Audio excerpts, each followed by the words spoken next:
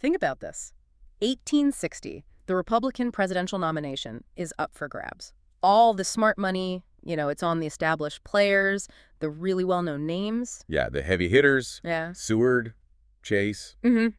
People you'd expect. Exactly. And then seemingly from nowhere, Abraham Lincoln, a comparatively unknown name, as Ralph Waldo Emerson actually put it, he snags the nomination. Right. And Emerson wasn't thrilled, was he? He thought it was too rash, putting the country's future in the hands of someone with just a purely local reputation. It is a fascinating puzzle, that sudden emergence.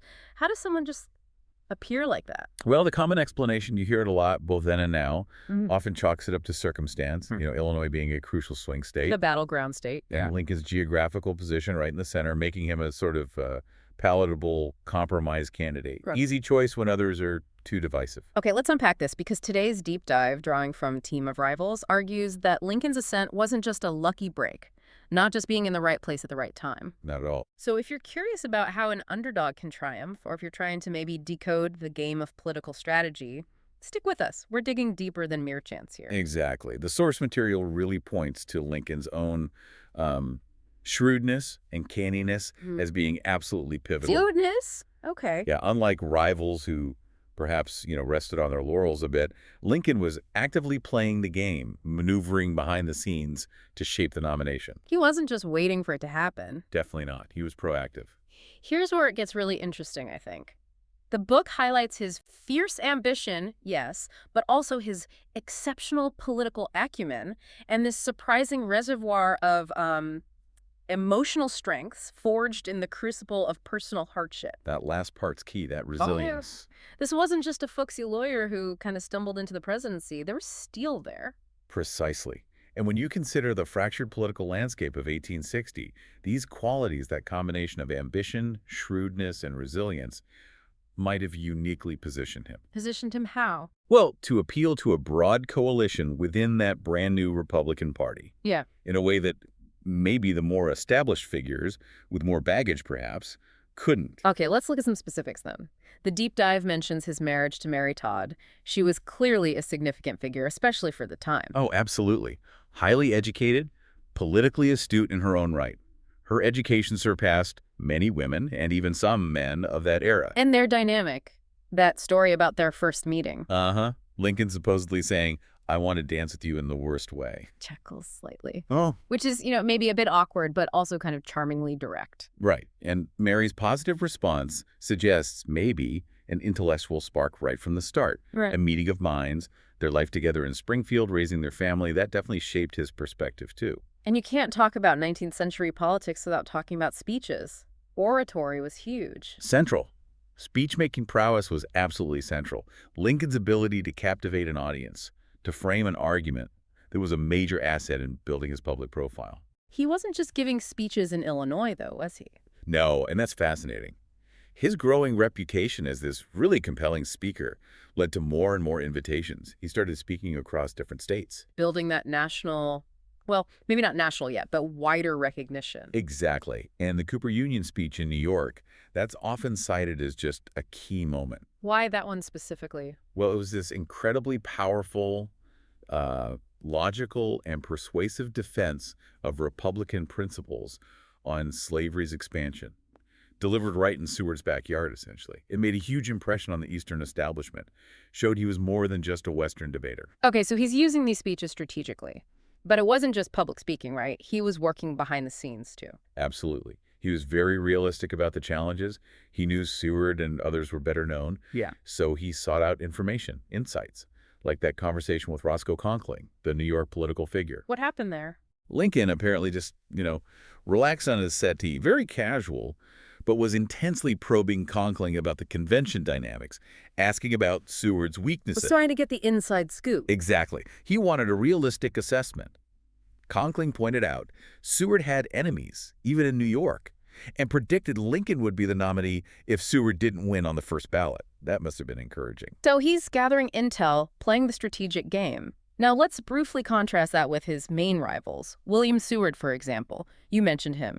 He leaned heavily on Thurlow Weed, right? Yes, Thurlow Weed, the powerful, almost legendary New York political boss.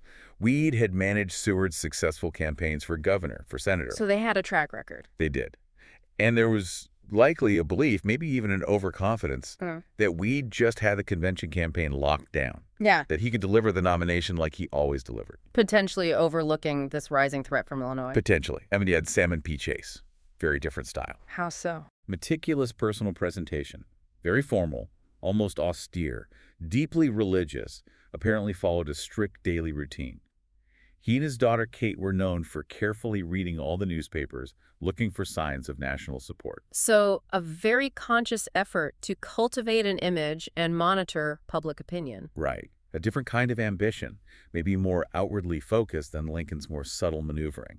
It's intriguing, to think about how their early lives might have shaped these approaches. Seward, he had that brief departure from college over debt, taught for a bit, but seemed to navigate the established world pretty well. Yeah, he moved within those circles. Chase, on the other hand, seemed to have been more introspective early on, focused heavily on reading, not so much on sports or socializing, very disciplined from a young age.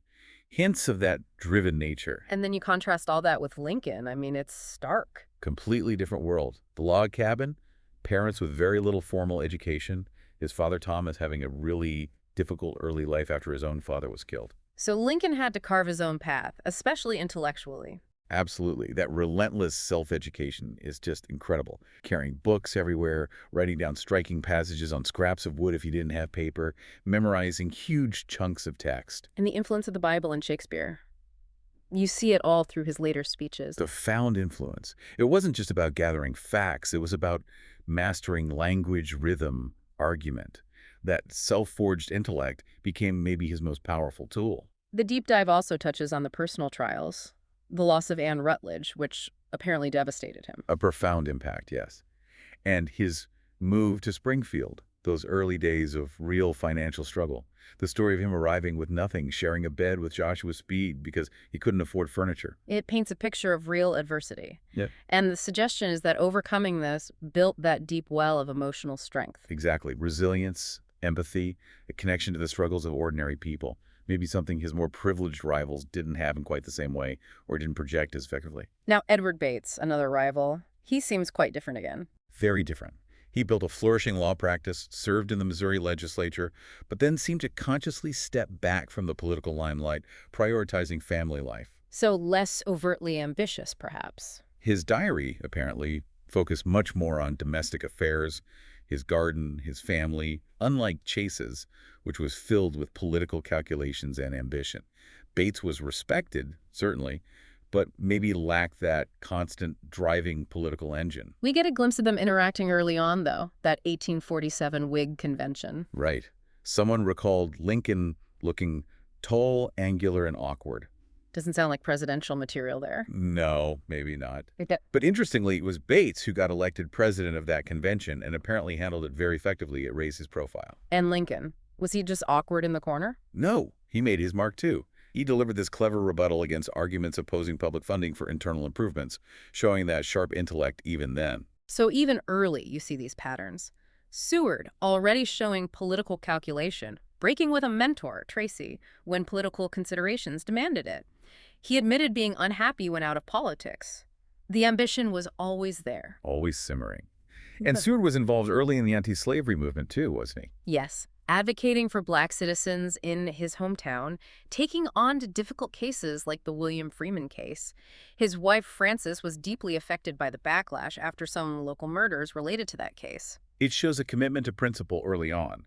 He seemed optimistic his political future lay with progressive ideals. Lincoln, too, had early aspirations, ran for the Illinois legislature right after arriving in New Salem. On a classic Whig platform, right? Internal improvements, public education, laws against usury. Exactly. And even then, he talked about his peculiar ambition, wanting to be esteemed by his fellow men. Not just power, but respect. That's a revealing phrase. And moving to Springfield was key for him, wasn't it? Building that network. Yes, that circle of friends and admirers at Joshua Speed's store. It sounds like quite the gathering place. A real mix of people. Lawyers, politicians, thinkers, future allies, future rivals, all hashing out ideas. Invaluable for sharpening his skills and building connections. You mentioned personal hardship. There's that parallel between Lincoln and Mary Todd. Both lost their mothers at a young age. Yes, though under very different circumstances. Lincoln's family faced real hardship after his mother Nancy died. Mary's household, supported by enslaved labor, maintained more stability, though her relationship with her stepmother was apparently quite difficult. She described her childhood as desolate in some ways. Shared loss, but different contexts, and Lincoln's own path to marrying Mary wasn't straightforward. That troubled engagement. He had serious doubts, apparently. Worried his heart wasn't fully in it. They even broke off the engagement for a time before finally marrying. It shows a real internal struggle, a complexity there. And amidst all this, he's thinking about legacy, memory, how people are perceived after they're gone. Yeah, that belief, that memory, allows a part of us to remain alive. His poem calling memory the midway world twixt earth and paradise, it suggests someone deeply aware of history and his potential place in it. While Lincoln is building his career in Illinois, Chase is getting more involved with the Liberty Party, becoming known as the Attorney General for the Negro for his work on fugitive slave cases. Like the John Van Zandt case, really putting himself out there on the front lines of the legal battles over slavery, and building alliances, too, like his friendship with Edwin Stanton. Stanton, who would later be in Lincoln's cabinet. Exactly. Chase urged Stanton to get more involved politically in the anti-slavery fight early on. Stanton apparently regretted not being able to afford running for governor back then. Small world, isn't it? It really is. And all this is happening against that backdrop of rising national tension. Calhoun opposing the Wilmot Proviso, the fear of the power balance shifting. The Richmond Enquirer predicting the Union wouldn't last. The stakes were getting incredibly high. Even Lincoln's marriage wasn't immune. His letters to Mary from Congress in 1848 show him lonely, missing her, but also teasing her. A very human glimpse. "I hate to stay in this old room by myself," he wrote. It grounds these larger-than-life figures. And apparently he developed coping mechanisms for their disagreements, that protective deafness, sometimes just leaving the house. Friends speculated a happier marriage might have made him less ambitious. Who knows? Ugh. But it certainly suggests the complexities of their relationship channeled his energies in certain directions. Meanwhile, Seward is making waves in the Senate. His 1850 maiden speech really established him as the principal anti-slavery voice there. A major moment for him. Chase was also in the Senate then, collaborating with Charles Sumner, but his speaking style wasn't quite as compelling. He had a slight lisp, apparently, and was sometimes disappointed by the reception his speeches got compared to Seward's. And Frances Seward, back home, she's growing more disillusioned, isn't she? Yeah, especially after the Whig defeat in 1852. She preferred staying in Auburn to Washington. The political life was taking its toll on her. Lincoln, though, seems increasingly focused on legacy. That speech about towering genius, how great ambition wouldn't be satisfied with just maintaining the status quo. He saw that the founders achieved deathless names. He was starting to think on that scale himself, it seems, aiming for something transformative. And then came the Kansas-Nebraska Act in '54, Douglas, and popular sovereignty. That just blew everything wide open again. Absolutely. Repealed the Missouri Compromise, opened new territories to slavery. It created the Republican Party, essentially. And it spurred Lincoln back into the political fray with renewed vigor. His arguments against it were powerful. Going back to the founders' intent, the Northwest Ordinance, arguing the act made slavery a sacred right instead of something to be tolerated and contained. He framed it brilliantly, and that led to his 1855 Senate run in Illinois. Which he almost won, right, but then withdrew. Yes, strong showing, but a deadlock. To prevent a pro-Douglas Democrat from winning, Lincoln urged his supporters to back Lyman Trumbull, an anti-Nebraska Democrat. Saying the cause is to be preferred to men. That's quite something. A remarkably selfless act, politically. And it paid off in the long run. He gained huge respect and solidified alliances with Trumbull and Norman Judd, who would be crucial supporters in 1860.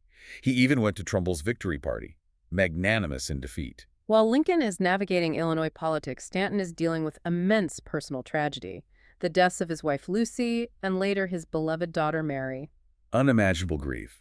Having a wedding dress made for his daughter's burial, it reveals such a depth of feeling beneath that often harsh exterior, probably fueled his intensity. And the Republican Party is formally taking shape now. Seward and Weed finally join in '55, but the country is just getting more divided, more violent. The attack on Sumner by Preston Brooks on the Senate floor. The wildly different reactions north and south. The Richmond Whig approving the caning. The Petersburg Intelligencer calling for violence against Seward. It's like they weren't even speaking the same language anymore. Exactly. And then Dred Scott in '57. The Supreme Court ruling that black people weren't citizens, had no rights. invalidating the Missouri Compromise entirely. Just pouring fuel on the fire. Which brings us back to Lincoln's strategy for 1860, that dark horse approach. Yeah, his awareness that he needed to be the second choice for many delegates, deliberately not revealing his hand too early, responding modestly when people suggested he run, "I do not think myself fit for the presidency." Masterful timing, while his rivals maybe weren't as careful. Right. Seward takes that long European tour right before the convention, at Weed's suggestion, removes himself from the debate. Bates seems isolated, maybe doesn't grasp the shifting dynamics, writes that controversial letter on the Negro question that alienates German Americans. Bates got endorsements in Missouri, but that past nativist affiliation really hurt him with that key German-American voting bloc in the Republican Party. They even sent him a questionnaire to clarify his stance. He shows how complex the coalition was. Lincoln, meanwhile, is smartly focusing his attacks on Douglas, the likely Democratic nominee. Why Douglas specifically? By taking on the Democratic frontrunner, he elevates his own status, makes himself the main Republican counterpoint. He saw Douglasism as the main obstacle. It got him national attention. And those appearances were going well, like returning to Cincinnati. Triumphantly, apparently. Enthusiastic crowds, prominent citizens wanting to meet him. He was building real momentum. And all the while, trying to keep the Republican coalition together. Crucial. Warning against anti-immigrant sentiments, trying to manage expectations around the fugitive slave law, emphasizing the greater good of the party over local issues, meeting future allies like Gideon Welles in Connecticut. Welles, another former Democrat who broke over slavery. Yes, and Lincoln was also trying to smooth over internal party feuds, like between Trumbull and David Davis or Judd and Long John Wentworth in Chicago. He knew he needed everyone pulling in the same direction. So the convention arrives in Chicago, huge excitement, massive crowd. The wigwam, this huge temporary structure, is packed, and the weaknesses of the other candidates start to become clear. Bates isn't seen as representing the party's center. That letter hurt him. What about Chase? Chase had a reputation for being, well, selfish. Uh. And the Ohio delegation was divided. He'd alienated potential supporters like Judge McLean in the past. Not enough unified backing. Okay, so the balloting starts. Seward is the presumed frontrunner. Strong support expected from New England. But Lincoln gets a surprising number of votes there. Maybe the Cooper Union speech really did have an impact. Seward leaves after New York votes, as expected. But then... Unexpected splits. Virginia, thought solid for Seward, gives Lincoln votes. Ohio is divided, as predicted. And then the big one, Indiana, solidly for Lincoln. That changes everything. The momentum shifts. Dramatically. Pennsylvania follows. More votes for Lincoln. On the third ballot, Ohio shifts most of its votes to Lincoln, and he surges past Seward, securing the nomination. Pandemonium. Wow, so the strategy paid off. But the reactions afterwards? Not everyone was happy? No. Disappointment. Disbelief from Seward's camp. Sumner's allies. Concerns he wasn't up to the job. The rail candidate, forsooth, someone wrote dismissively. Fears the party might just disintegrate. But Lincoln's team moved quickly to reassure people, didn't they? Focusing on Northern conservatives? Right, distancing themselves from the more radical abolitionists. And Seward handled his defeat gracefully, received a warm welcome back home in Auburn, which helped project unity. Lincoln's personality helped too, that storytelling, the good temper. Even critics who mocked his stories sometimes admitted they helped heal divisions. Villard noted how they mitigated disappointments.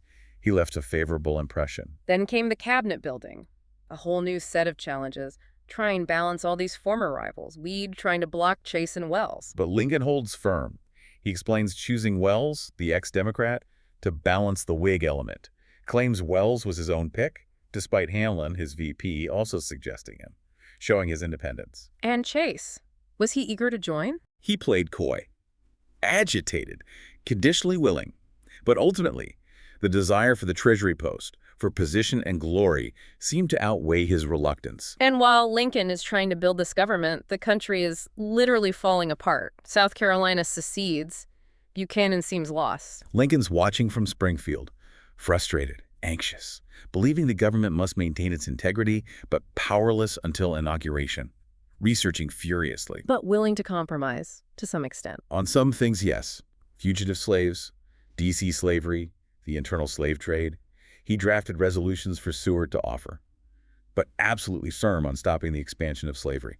That was the line. Buchanan finally agrees to send reinforcements to Fort Sumter, influenced by Black, Holt, and Stanton in his cabinet. Stanton again. But the mission fails. The Star of the West is fired upon.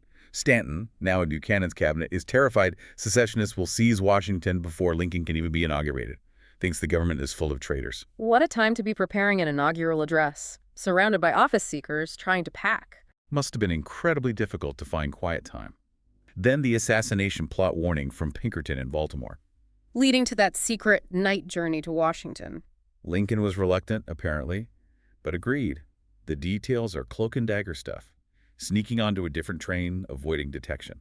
And Mary's arrival is overshadowed. She ends up relying on Seward, whom she distrusts. Not a great start in D.C. for her. No, an awkward arrival at the Willard Hotel. But Lincoln tries to bridge gaps. Visits Seward for dinner, shows surprising vivacity at the peace convention, despite the circumstances. And Seward, he finally commits to the cabinet. After some back and forth, yes. A sense of duty in the crisis wins out. He frames it honorably in letters home. And he helps shape the inaugural address. Significantly, Lincoln's original ending was apparently more confrontational. Seward recommended a more conciliatory tone, emphasizing unity, affection. He suggested alternatives. Leading to those immortal closing lines about the better angels of our nature. Exactly. Lincoln masterfully incorporated Seward's suggestions into that incredibly powerful coda, a real collaboration. Inauguration Day itself. Washington looking idyllic despite the tension. Buchanan, Douglas, Taney, all there with Lincoln. A potent symbol. And Mary has her moment, initially happy as First Lady, insisting on hosting the first levee, overshadowing Seward's plans. It was a huge success. But the cabinet rivalries didn't just disappear. Oh no. Petty feuds, resentments over appointments, Blair complaining about patronage favoring Seward's allies. They all resented Seward's closeness to Lincoln and demanded regular cabinet meetings. Seward was seen as the power behind the throne. By many, yes. William Russell of the Times noted it, leading to Lincoln's famous quip about letting Seward run things like he let the Mississippi run. He couldn't stop it anyway. But some, like Adams, thought Lincoln was completely out of his depth, that Seward was the only hope. Then Fort Sumter looms large. Seward's miscalculations. His two supreme illusions. Thinking he was really in charge, and thinking abandoning Sumter would appease the South. He communicated indirectly with Confederate commissioners, giving false assurances Sumter would be evacuated. Risky. But Lincoln held firm. Absolutely. Ordered the resupply directly, dealt decisively with the habeas corpus issue when Taney challenged him, backed by Attorney General Bates, showed his resolve. While Francis Seward remains anxious in Auburn, Lincoln is articulating this broader vision. The war is about proving popular government can work. More than just ending slavery initially, it was about the viability of the American experiment itself. The early war days in Washington sound chaotic. Soldiers in the Senate chamber. Seward resumes his social life. Lincoln works tirelessly on his July 61 message to Congress. A message laying out the case against secession, calling for resources. Generally well received in the North. Congress authorizes funds, troops, even retroactively approves Lincoln's actions, except habeas corpus suspension, temporary unity. Until Bull Run. A disaster. Seward describes the chaotic retreat. Lincoln meets returning soldiers, listens patiently, uses humor to cope, visits regiments with Seward to boost morale, and then McClellan arrives. High hopes.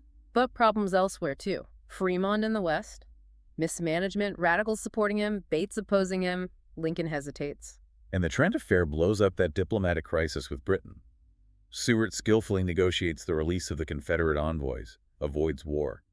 A major success for him. Meanwhile, Mary Lincoln's spending causes issues, conflicts with John Hay over funds, and the War Department under Cameron is struggling. Inefficiency, patronage problems. Lincoln realizes his mistake. Needs a change. Enter Stanton. Did Stanton engineer Cameron's dismissal? Some suspected he gave Cameron deliberately bad advice on a report about arming formerly enslaved people, knowing it would force Lincoln's hand. Stanton had long held anti-slavery views, but also expressed conservative views to Democrats. Complex figure. Cameron releases the report prematurely, urged on by Stanton, and Lincoln replaces him with Stanton. Quite the maneuver, if true. And Lincoln himself is slowly moving towards emancipation by early '62. Proposing compensated, gradual emancipation in his message to Congress. Still talking colonization, but powerfully arguing against slavery based on democratic principles, upward mobility. But public dissatisfaction is growing by late '61. Corruption, lack of victories. The Blairs are unhappy with McClellan. Furious, Lincoln reinstalls Fremont briefly under radical pressure. Seward, though, appreciates Lincoln's skill in balancing these factions. Trying to find that middle ground. But McClellan's inaction in the Peninsula Campaign is infuriating Lincoln, overestimating the enemy, moving slowly. Lincoln urges him to attack. McClellan is dismissive. While this is happening, Kate Chase is becoming a dominant figure in Washington society as Mary Lincoln withdraws after Willie's death. A stark contrast. Then comes that fascinating episode with the capture of Norfolk. Lincoln, Chase, and Stanton personally involved. Yes. Going down to Fort Monroe, disagreeing with the naval commander, ordering shelling, doing reconnaissance themselves, watching the Monitor engage the Merrimack. Seeing Norfolk evacuated, the Merrimack scuttled. And Chase actually goes ashore with the troops. He does. Then the jubilant return, waking Lincoln late at night. Stanton appearing in his nightgown. Sounds almost comical, but a huge strategic victory. Capturing Norfolk, eliminating the Merrimack threat. Seward, visiting Virginia around then, is struck by the devastation of war. Lincoln visits the army. McClellan gives him a critical letter. Lincoln says nothing. He's there to support the troops, reviews them for hours. They apparently loved him, despite his awkward appearance. But his opinion of McClellan doesn't change. He summons Halleck to be general-in-chief. The human cost is becoming immense. Louisa May Alcott nursing, Whitman in the hospitals, witnessing death and resilience. Powerful accounts. And the cabinet is still trying to get rid of McClellan in September '62. Stanton, Chase, Bates sign a protest. Chase says McClellan ought to be shot. Intense. But Lincoln visits McClellan again just before Antietam. Quiet encouragement. McClellan acknowledges the kindness, but suspects motives. After the battle, Lincoln gives that speech in Frederick, Maryland. Grateful, hopeful, but careful with his words as president. Then Fredericksburg. Another defeat. Crisis time. Radicals demand action. Fear conservative calls for a compromise peace preserving slavery. Midterm elections show dissatisfaction. The Senate Republican caucus meets. And they blame Seward. See him as the malign influence controlling Lincoln. Chase fuels this privately. They demand changes. Lincoln meets them, defends Seward calmly, points out Seward supported the Emancipation Proclamation. The cabinet rallies around Seward. Wells, Stanton, Blair all urge him not to resign. Lincoln manages to keep the team intact. Incredible political skill. Absolutely masterful crisis management. And the focus shifts to the Emancipation Proclamation, due January 1st, 1863.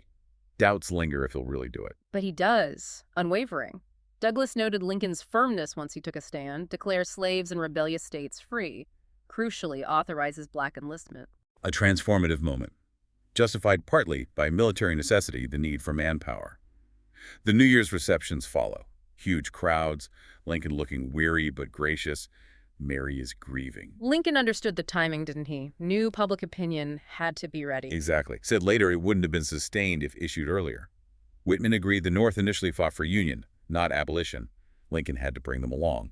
He's also working with Weed again, securing funds for crucial 1863 state elections, using humor to cope, which Seward appreciates. Story about the belt mottos. Chase and Stanton probably wouldn't have laughed. Then Chancellorsville, another defeat. Anxiety in Washington. Grant's victories in the West leading up to Vicksburg become vital boosts. Lincoln praises Grant highly. Dana sends positive reports. Grant shows humility, willing to cooperate with others. A stark contrast to some Eastern generals. Hopes soar after Gettysburg and Vicksburg in July '63. But Meade doesn't pursue Lee aggressively. Lincoln is deeply disappointed, maybe even sent an order to attack that got lost. And then the New York draft riots explode. Horrific violence. Lincoln refuses to suspend the draft entirely. Fears spread. Francis Seward is terrified in Auburn. Lincoln's approach to military justice stands out here, though. That tendency towards clemency. Reducing death sentences, avoiding executions where possible. It would frighten the poor devils too terribly. Letting a re-enlisted deserter fight instead of shooting him. Understanding the soldier's perspective, like the man whose legs ran away in battle. Aware officers thought he was too lenient, but driven by empathy. While all this is happening, Kate Chase marries William Sprague. Black troops are proving their bravery at Port Hudson, Fort Wagner, but the Confederacy threatens captured black soldiers and their white officers with death. And Douglas blasts Lincoln for not condemning this policy strongly enough. Patience is wearing thin. Then Chickamauga, another stunning defeat. Gloom returns. But Stanton proposes that audacious plan, move 2 Army Corps by rail to Chattanooga. Seward backs it.